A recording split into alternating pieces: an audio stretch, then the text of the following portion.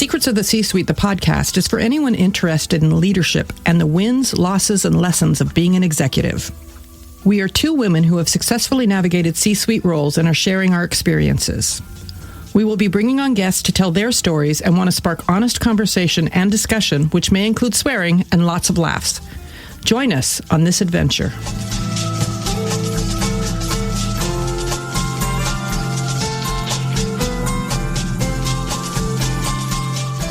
Welcome to another episode of Secrets of the C-Suite, the podcast. I'm Juliet. Susan will be joining me shortly. And our guest today is Sonali Joshi. You will get to meet her soon. But right now, I'll introduce Susan. Hi, Juliet. How are you doing today? Good. I'm good. I am just, managing life and all the pieces of it. And today happens to be kind of a busy schedule day. So, yeah.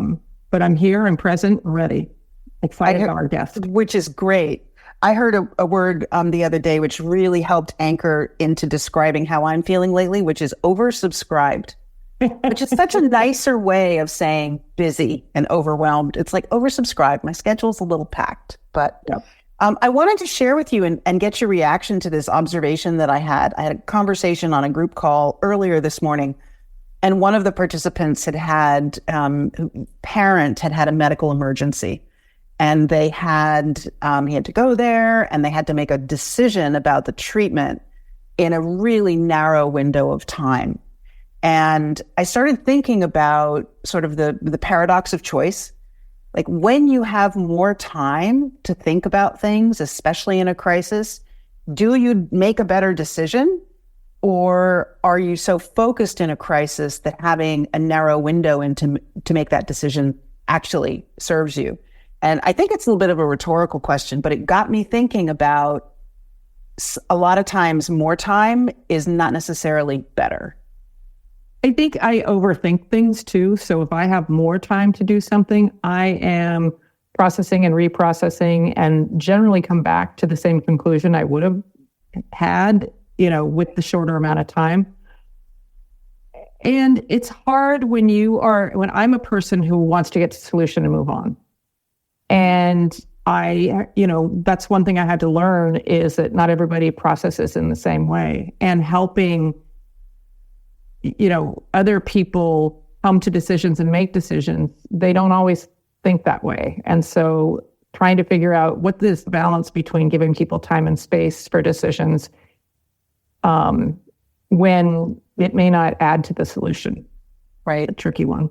And that's, just by saying that, Juliet, you have really identified two key and occasionally contradictory components of good leadership. Listening to your people, supporting them in their way of doing things, and moving to closure and moving to progress. So, yeah, well described. Well, with that, let's go to our guest. And Sonali and I have worked together, and that's something that we both do well, is coming to decisions. So it's a good time to bring her in. Sonali Joshi brings more than 25 years of operations, marketing, finance, organizational development, and social innovation experience for global brand leaders such as McDonald's and United Way. Her career spans private, nonprofit, and public sectors, from working at startups to working for Fortune 500 companies. She has dedicated her career to bringing business acumen to organizations working to alleviate poverty around the world. As a founding C-suite member of CellEd, a social enterprise dedicated to connecting vulnerable communities to the information, education, and resources they need to thrive, she helped to grow the company from a $200,000 organization to a $20 million organization with projects in more than a dozen countries. Sonali joined the C-suite at United Way of the Bay Area. That's where Susan and I met her. Sonali oversaw marketing, data and evaluation, strategy and innovation, and she was charged with strategic oversight and organizational alignment at United Way. She also co-led the development of Rise Together, a 9-county collective impact collaborative dedicated to cutting poverty.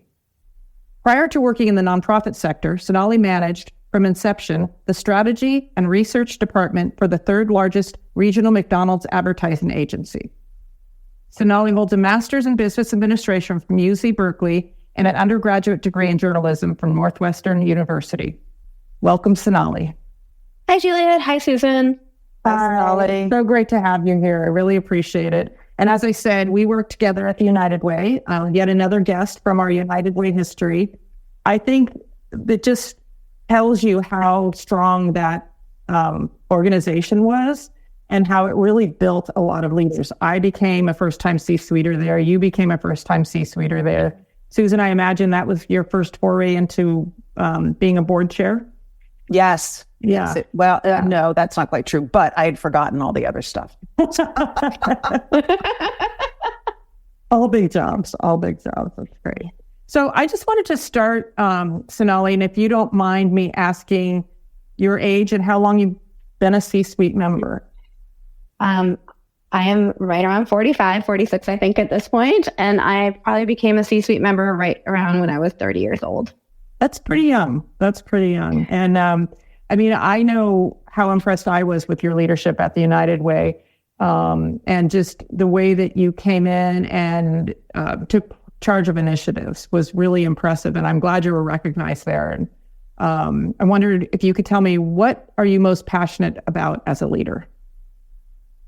That's a great question. I love building teams and driving teams towards meaningful projects, right? Like getting them all aligned on the same page and really driving towards impact, whatever that means in the circumstance that it is. And I think that's really important. You can have vision, you can have data, you can have other things that leaders need, but nothing can be done without that team that's really coalesced and really focused on achieving those results, not for you, but together as a group. Like they feel really bought in that they're doing it together while you're helping lead it, that they're co-creating it with you. That's great. How important is culture in an organization? I think culture, I don't think culture can be understated, the importance of it. You know what I mean? I think that bad cultures, we've all been part of them, where we feel like, whether it's a team or a whole organization, where we feel like we're not fully there, we're not aligned with the mission, that there's toxicity in that culture, there is an approach where people, you yourself and others, don't feel valued, that you're not really achieving the goals and no one really knows why. And I think, again, if it comes down to people, that culture is really important. I would also say, regardless of what job we're doing and how many hours we're working, it is a huge part of people's lives to devote themselves to a job. Those 8 hours, they could be doing other things, and we can say, well, they need a paycheck and they're getting a paycheck. We can say all these things, but really it's an honor and a gift that they're giving you, the time that they're giving you. You might be paying them, but it is. And if we can make that as enjoyable for people as possible and they feel as fulfilled and meaningful, I think that's really critical way that we approach leadership. I love the way you're saying that, Sonali, because to me, it brings up this question of, you can have employees and it can be a transaction. They come to work, they do the work, you pay them, you give them benefits. What you don't get in that kind of a transaction is what I like to refer to as discretionary effort. That's the extra energy, thought, creativity that people bring when they truly feel connected to the mission and to the people that they work with, right? So we all know the story of having the light bulb that goes off in the shower. That's in many ways discretionary effort that happens when people are connected. If they're really just clocking in and clocking out because it's a transaction, you don't always get that. I think it's important. And I would say, a lot of our employees probably do have these aha shower moments. And not only is that discretionary time, but if you create a culture where they feel like they can bring that forward. I think a lot of cultures, they don't feel like they should or could or know how and where to bring their ideas forward. They think that, leadership's made a decision or we're doing it that way. And they don't really feel like they trust in that process. It's kind of like raising kids. You can have a top-down style that they're following your rules and they're behaving and they're doing all these things, but they're not going to tell you when they're in trouble. They're not going to tell you when there is something they could be doing better. They're not going to be honest with you. And I think we need to create cultures where they're going to be honest. So not only are they giving you that discretionary effort, but they're bringing that to you in a way you can actually implement the good and the bad. So some of those aha moments in the showers, oh no moments. And then if they sit on them, then you as a leader are like working in an information vacuum. And that is a very dangerous place to be. I think it's challenging to, we talked about this a little bit in another podcast, is the multi-generational workforce. And you being in a different generation than Susan and I'd love to have your perspective on that and how, multi-part question, kind of your transition into leadership so young and also transitioning from peer to leader and the challenges therein. Yeah, there's a lot there. When I was first going into C-suite, I remember one of the C-suite members grabbed me and said, "It'll be different now. People won't come to you. They'll see you as a leader. Nothing's changed with the title, but they won't come to you." Now I was, still on the vice president level, obviously before going up to C-suite. And they said things are going to change. People aren't just going to walk into your office. And I think certainly that was true for a lot of new employees who were younger. But I don't think it happened as much to me as it probably would have to someone who was older than me, right? And who came maybe from a different generation, from those that we needed to kind of bring forth those aha and oh no moments we just talked about, right? So I think one of those things that my age was a benefit to me in that sense, that my age peers, which really were the VPs and the directors and, managers who I needed to bring forth ideas, or really, really good individual contributors who I needed to come to me and continue to come to me. I don't think I was as intimidating to them, right? I was of their age. We would go to drinks together. We were in the same life stage, having babies, like in that kind of moment and space, I wasn't totally seen above them. Yeah, I think what you're describing is really important because you in many ways grew into your leadership position surrounded by people you had been peers with. Now there is a tricky thing about that transition, but I'm thinking if you had been hired into your C-suite role, maybe the dynamic would have been different. Like the age might have helped, but you would not have had the experience of being peers with people because you came in that role. It's all speculation, of course, but no, I think it's really a good point, Susan. And I think about my current job at CellEd, where I had to bring on people, many of whom were my age or younger, in VP levels and directors. And I think a lot of the lessons I learned there, I carried with me to be able to make that peer-like moment, right, where we're connecting as individuals and people. And I think it goes to making sure there's a culture of trust to come to me with issues and that they feel like they're kind of all aligned with me.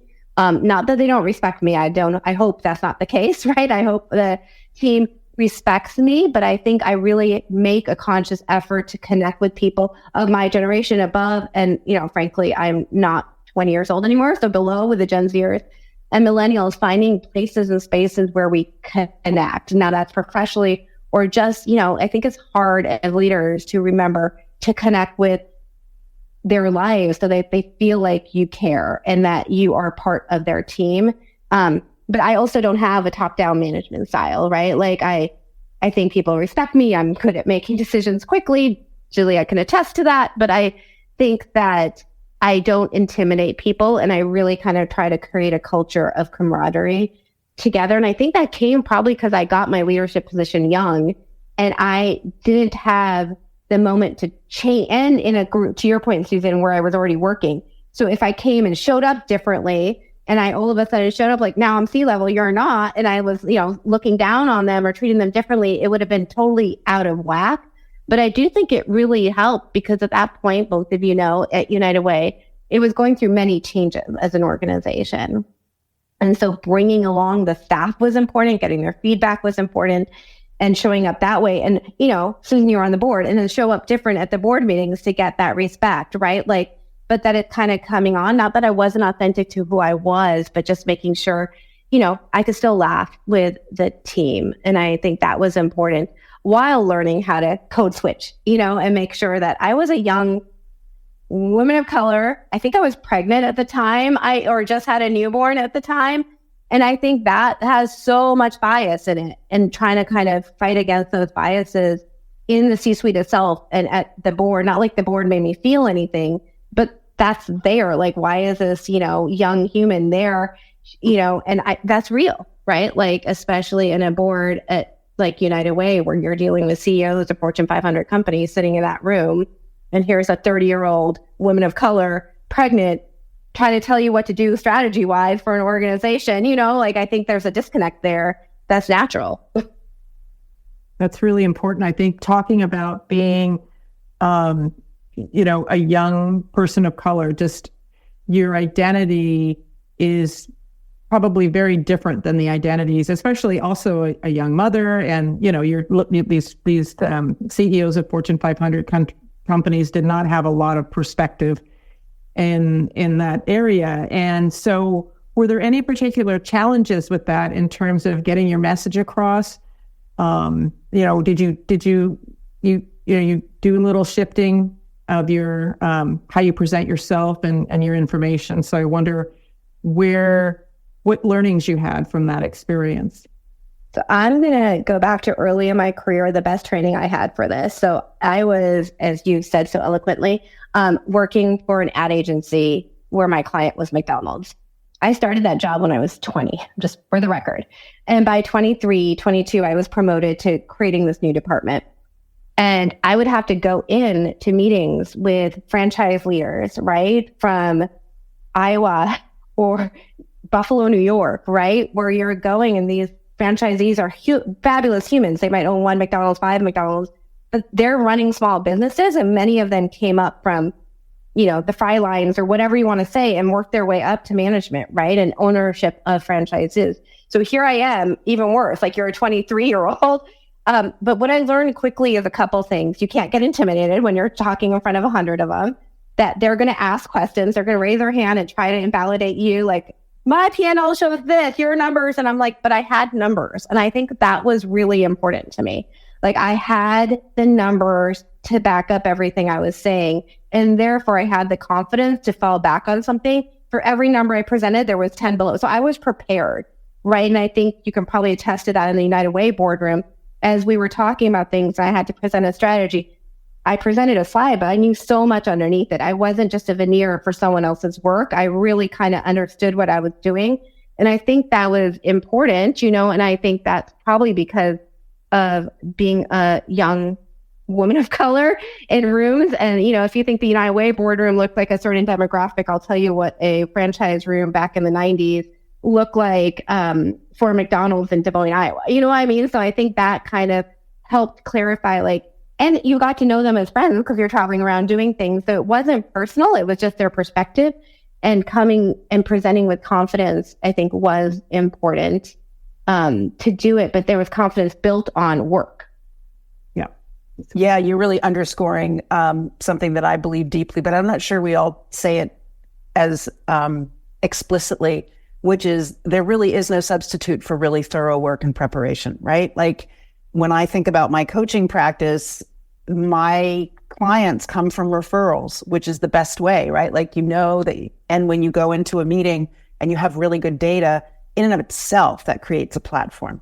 But that wasn't my question that I wanted to ask you. You used a term, and I want to explore it a little bit because it's come up a lot in the zeitgeist lately with the change in the political situation, especially on the Democratic ticket. And the expression that you used was code switch. And I thought it would be really interesting to hear from you, Sonali. How do you define that? And can you give us a sense for what that means to you personally? Like, how do you code switch? What are you going from to? And how do you think about that? That's a really good point. I think I try to be authentically who I am in every place I go to. However, if I am talking to two coworkers at Cell Ed who are 25 years old, and they're talking, and from Portland, Oregon, and they're talking about rock climbing and the latest green powder supplements they're having while we're doing some planning, I'm going to lean into that, and I'm going to talk maybe a little bit more casually, a little bit more flippantly to get the connection, and so we can move that work forward. Not that I'm changing my perspective and who I am, but I'm going to show up a little bit more so I can connect with them. Now, if I walk into a board meeting or I'm walking into a meeting with customers, I still try to get people to laugh, and I still try to kind of make sure we're connecting, but it's a different approach. The humor is different, right? Like what we were saying is different. And leaning into a board meeting at United Way or that franchise meeting I just talked about, you're going to have to bring more data to the table, right? You're going to have to kind of show up differently. Maybe the words I'm using are going to be different and less flippant, right? And I think that's important because, I mean, we can argue whether we should have to do it, whether whatever, and there is the privilege that a certain group of people have that they don't feel like they ever have to do it and they never do it. And that's a whole different issue. But for most of the rest of us, we're going to have to kind of present our authentic selves in ways that connect with others and bring into the room what we want people to perceive. So if I want them to perceive me to be confident, but I'm going into a board meeting with the head of Wells Fargo and someone else, and I'm talking about rock climbing, they're going to look at me like, what are you, maybe at the board table, like, what did you do this weekend? Sure. Like over lunch. But if I'm bringing that up when we're doing a strategic planning conversation, that's not going to be something they can relate to. And I think the bigger question is, why is there a group of people who don't feel the need to ever do that we're always doing that? And I actually think it stifles their leadership. Like, I think if you're a 60-year-old man and you're never code switching, again, you're not creating that space for others, not in your generation, not that look like you, with different cultural backgrounds, to connect with you, because you're not giving them anything. You're forcing everyone to meet there. And then you're not getting that feedback, those oh no's and ahas that get it. So I don't look at code switching totally as a negative. I think the fact that others don't is actually a detriment to them, as long as they're staying authentic, as long as you can stay authentic to yourself. And I think I'm privileged that I've been able to stay fairly authentic to who I am in my leadership journey. I was given a lot of grace in spaces to do that as I aged into leadership. Yeah. It's interesting because exactly, that's where I was going, Juliet, is code switching in the political arena with a lowercase p, right? Definitely there's a privileged majority or privileged minority that doesn't have to worry about how they are showing up and how what they say lands, because they have all that backing and history behind them and the power, right? And on the other hand, what you're describing is how you walk into different rooms, is how you decide who your audience is and how best to connect with them. I mean, it's strategy. It doesn't mean you're being a different person. It means you're bringing out a different part of yourself in order to connect with your audience. So anyway, Juliet, you wanted to jump in. Yeah, I just wanted to say Sonali's example of, being a 60-year-old man, and sorry to all the 60-year-old men out there, but that, they've been so used to people coming and code shifting to them, as opposed to feeling the need to code shift. And when you were talking about being prepared, I mean, that's one thing as a female in leadership and in rooms where I was the only woman in the room. I figured out who my audience was. I was prepared. I had the numbers. I had the numbers to back up the numbers to back up the numbers. You don't want to be caught without, the data to back up your position or your recommendation. And I don't know that that's the same for, 60-year-old man in the boardroom. I think that there is I know that women have had to be more prepared, especially women of color. But that's definitely an issue. So yeah, and there's also what happens as you go up the hierarchy in a hierarchical organization is that by the time you get to the top, you aren't gathering data, right? It's people's job to persuade you and do data for you in a lot of cases. So there is that piece of it too. I'm sort of thinking back on my own history and how prepared I was, and some occasions not, right? And that's such a horrible feeling. Yeah, it really is. On that note, I'm popping in for a quick word. Hi, Susan here, and I'm really excited to share that I'm offering a group coaching program starting this October. The Meant for More Mastermind is a 4-month online group coaching program for senior leaders and executives age 45 plus who want, more for themselves from their roles, their careers, their lives. A mastermind, in case you're not familiar, is a type of group coaching experience which also emphasizes your connection to peers, senior leaders and executives who get it and who know what it's like to be in your shoes. The Meant for More Mastermind creates a dedicated space and opportunity for you and your peers to get individualized support and executive life coaching while you connect with each other so you can all grow and take action. and be more of who you want to be at this time in your career? Isn't it time for you to feel successful on your terms and to be in charge of your authentic leadership? So if you're a senior leader or executive who knows or suspects that there's room for you to grow, I'd love for you to explore this opportunity.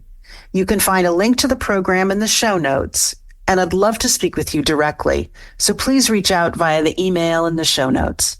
And now back to the podcast episode in progress. I want to ask, because it's the core question of our podcast, which is, what is one or maybe two secrets that you've discovered about the C-suite?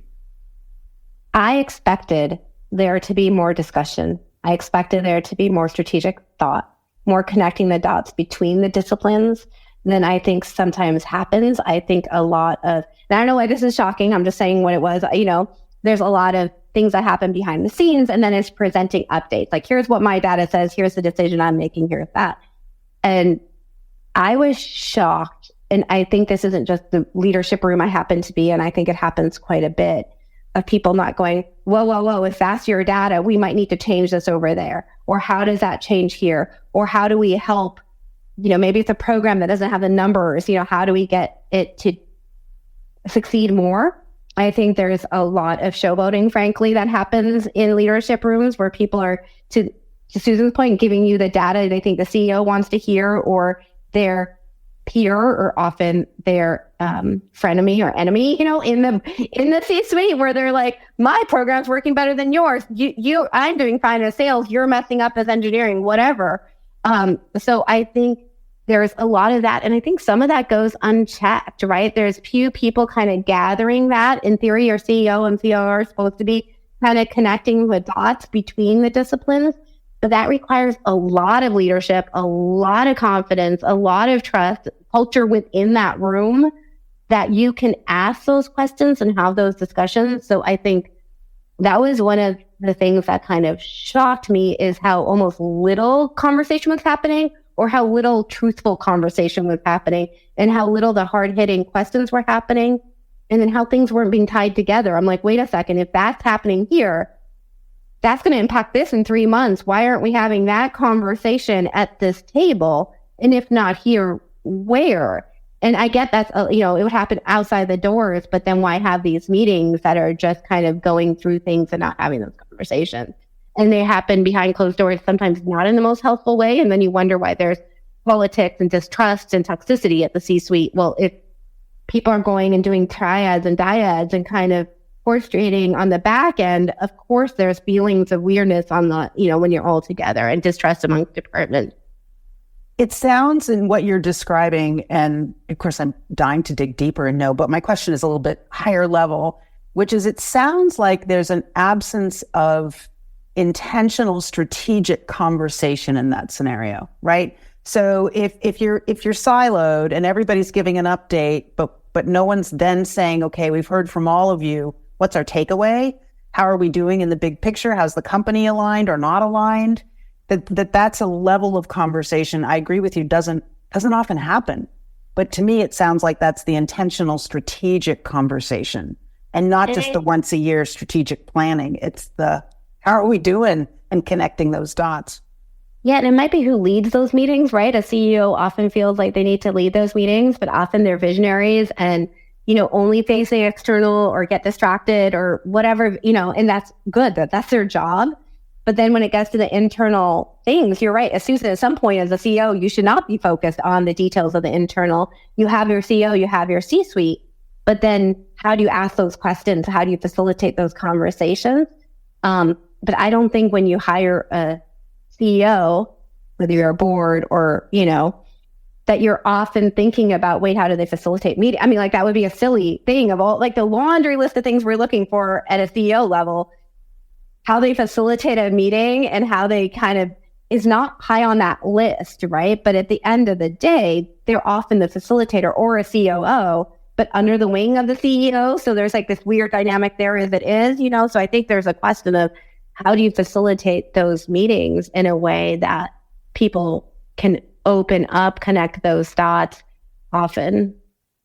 And I think facilitating the relationships, the interpersonal relationships in that room is a real challenge. And especially if they're not witness to that because they're so externally facing, they aren't always understanding the maybe dysfunction of the team and seeing the root causes and digging into that. So can you tell us just specifically about one of the challenges you've had? Yeah, I mean, I think this goes to connecting a lot of the dots between the conversation we've already had, but one comes to mind in which in those meetings, I was specifically asked by other C-suite members, in this case, higher ups, to kind of acquiesce, to let others feel like they got their way, quote unquote, and to let it go, and then do the horse trading behind the scenes, make them feel like it was their idea, that whatever I wanted, they're like, oh yeah, that's the right idea, but you know how to maneuver, so you'll get it. We all know you're going to get it. But let them think they're getting it and let them think it was their idea, but do it outside the room, which, I had to at some point have it out and go, that's unfair to me. Here I am, a 30-something-year-old girl, woman, but seriously, with these much older, I was by far, maybe by 10 years, youngest person in that room, saying, go acquiesce, but then behind the scenes, go let them think it's their idea. Like, let the man go take credit for your idea, because that will make it easier. So they understood the dysfunction and the relationship issues. They understood the right thing to do, but it was easier to tell me, I know your older sister wants that, but we're just going to kind of make it look like, she got her way at the end of the day. But that was really taking away my leadership and my power and my position in the company. And I had to finally, say, I can't, this is unacceptable. And they didn't even see it that way, like until I said it. And then their faces kind of drop going, oh yeah, we just put you in that situation. And that was hard. That was one of the challenges of learning how to advocate for myself in that way. Cause it was easy to do that because again, I could go with data and whatever, and my friendships and my relationships with them as peers to go and say, hey, we're going to do, how about this? And then they think it's their idea. Then they present my idea the next week, And I'm like, that's not fair, Absolutely. I want to take us in a slightly different direction, but I think it comes from this whole conversation about understanding, intuiting, observing the dynamic in the room, like reading the room. And a lot of what you've described is, interestingly enough, it's reading the room and then coming to maybe a not especially helpful conclusion about what to do about what you've read in the room. My question is about, you've had experience, I know, Juliet, you've had the same experience working in an organization that is 100% remote. I find that actually being on Zoom is pretty revealing, and even on just an audio experience gives you a lot of data. But you miss the horse trading stuff. Like in a corporate world where you're in the same building on the same floor, you can see people horse trading. You see them in the cafeteria, you pick up the vibe, you know who's connecting with who, you know who's not connecting. And when you're in a room together, you can feel the ripple effects, right? So I guess my question is really superficial. How do you do that in a remote environment? Where do you get your clues? And what's it like to build a leadership team when you're seeing them only when you're on a Zoom call? That's great. You can take that question anywhere, anywhere you like. I think it all comes back to culture, Susan. I really do. And those relationships you build with members of the team. And that trust you build with members of the team, because you do have to acquiesce more leadership to the next couple levels down and trust that they're working together.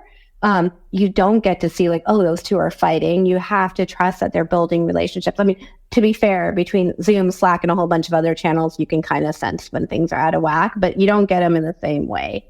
And so I think there's this moment of really kind of building that trust in the culture. And it goes back to like, yeah, not being so hierarchical and authoritative and leaving space open and stepping back in Zoom meetings. I think, one of my early lessons in leadership was this idea that when you're in the room, right, like people act differently. They just do. they're at their quote unquote best behavior. They say things, they're doing things, they're putting on this show. And then when you're not, all of a sudden people behave more badly, or say things that they would never say in front of you. They're more honest, however you want to say it. And I think the key is making sure they feel comfortable enough to do some of that in front of you, and or that you have the relationship. This would never happen. So I'm going to use you guys as an example. If Juliet was talking not nice about Susan or really being rude to Susan and putting Susan down on one-on-one meetings, but then showing up like this fantastic leader when we're all together and, that everything's great, and you need to create a space and place that Susan feels like they can go to you and it'll be taken seriously and it'll be addressed. So I think there's that. And I think that means if that ever happens, that you address it quickly, no matter what it is. It can be something like, I felt uncomfortable. I remember at CELED, there was a moment when someone felt uncomfortable about a way an interview was handled. And it was really uncomfortable for a lot of people, and really making sure that we address that immediately. Not like, that person who came forward and said, I didn't feel right, was honored for bringing that forward, saw that there was a path. People they might have talked to in the informal channels heard that we took it seriously and that we nipped it in the bud and heard the other side and tried to figure out a way to kind of bridge that relationship between those two people again in a way that was productive, because those two people had to work together long term, right? So I think there's a lot that goes into remote leadership, but I think it all goes back down to culture and relationships and trust. I love what you're I had a name for what you describe as dealing with things in the moment. In my old organization, we used to call it the Tupperware problem. That anything that wasn't dealt with immediately would get ugly and grow something nasty, science experimenty at the back of the fridge in a Tupperware. So sorry, Juliet, I talked over you. I couldn't help myself. That's okay. No problem. I think Sonali and I worked together recently in this organization. And one thing that I think we were hyper where when we checked in, we would check in on people, with each other. Did you notice that, Marianne today was not on camera, and she's usually on camera. And I saw her Slack at, 10:30 last night. That's not okay. And, 10:30 last night and now 6 a.m. this morning, what's going on? And so she and I talked about this person and what we could offer this person, and basically ganged up on her a little bit and said, you need to take time. You need to take time. And, what you're going to take a vacation, you're going to take a vacation for a week. What do we need to know? We will figure it out. And I think those are the things, is the subtle cues and looking at those subtle cues. Susan. I think we're about to wrap. And so, Of course, I want to kind of jump in with one question. Juliet knows this is one of my particular interests as a leader, which kind of gets at, so Sonali, you're a C-suite leader. You've been one for 15 plus years. You have a very busy life, work and home, children. How does Sonali take care of Sonali in all of that? Oh, Juliet is smirking because I think this is something I'm learning every day. And Juliet, in terms of checking in on people, one of the people she checks in on is me. So I think Juliet's laughing in the background going, Sonali, how do you take care of yourself? That's so funny. This wasn't a setup. I'm saying nothing. I think I'm getting better at it, making sure I take time for myself. I think it's really, really easy for me, and I'm sure other leaders, to fill our times with stuff, and forget really what brings you as a human joy, because often we like our work, or we wouldn't be devoting so much time to work and the people and the mission and the organizations that we're working for. I do think I feel much better when I get walks in nature, when I, go out with friends, do some social time where we're not talking about work at all, whether that's hiking, kayaking, just kind of making time for some of those things. I think I'm not as good as going on vacation or taking that, but I'm trying to get better at doing some of these things. But I think, some of it, you just have to kind of continuously remind yourself, because I think a lot of leaders are not great, especially ones who feel like they have to be prepared and on it, and growing organizations and, the Tupperware problem, dealing with things as they arise, because there's always things that will fill that Tupperware, right? And you're not going to do it. So making sure that you take care of you is something I'm constantly learning. That's great. I have one more question. I'm going to take a little bit more time. And I wanted to see if you had thoughts on the future of leadership and what you see as the keys to that. What's your perspective? I think some of this will happen as generational shifts happen. I just do. And the idea of remote work becoming more and more. But I do think some of this idea of the top-down Elon Musk style leadership where everyone follows my plan or get out is probably going by the wayside. Mm-hmm. And it's, where, even what you said, Juliet, about reminding other people, your managers, to take time off, how you're taking care of yourself, I think was not something that was really discussed, 10, 15, 20 years ago. And I think that's just going to keep going. I think that the generations behind us, the millennials, Gen Zers, and Alphas, are going to force it even more. This idea of work-life balance, and more idea of, I am giving myself 8 hours. Like, it's not a transaction that I'm willing to be abused in. And so I want to get something from it. I want to be fulfilled as who I am. And I think it's incumbent on leaders then to really understand how to meet that need and how to really authentically and sincerely do it. And that's throwing a lot of the old school leadership manuals out the door that I think a lot of us know in our hearts is not right, but it's really, really hard to change that. Like, why don't they just listen to me? Why don't they just respect me? It's all the stuff parents get frustrated with, right? And I think really thinking about that's not going to work anymore, because to Susan's point, you won't be able to see the horse trading then. If they don't trust you, if they don't bring those things to you, if in a remote space, you can't get that feedback. And without that, we're not successful. So I think the future of leadership is going to really push us to be more holistic leaders and more thoughtful and more people oriented. And I think the downside of that is going to force another group of people to become more data driven and process driven, because that's in control. And I think because you don't know, so we need to control, we need monitor, we need this. And I think you're going to fail. You might get some results, but I don't really believe that's going to be sustainable. Not sustainable ones, that's for sure. Well, Sonali, with that, I just want to thank you so much for joining us. This has been a great conversation. And I thank Susan for being my collaborator on this episode and all episodes. And we'll be back in a couple weeks with another episode. Thank you, everyone. This is fun. Thank you, Sonali. We're so glad you've joined us for this episode of Secrets of the C-Suite, the podcast. We'll be back with another episode in 2 weeks. In the meantime, please tell your friends and coworkers about us, and be sure to follow, subscribe, and give us a 5-star rating if you enjoyed listening. Secrets of the C-Suite is produced by Juliet Clothier, Susan Sutherland, and Brian Clothier. Original music is by Brian Clothier, and the podcast is inspired by leaders like you.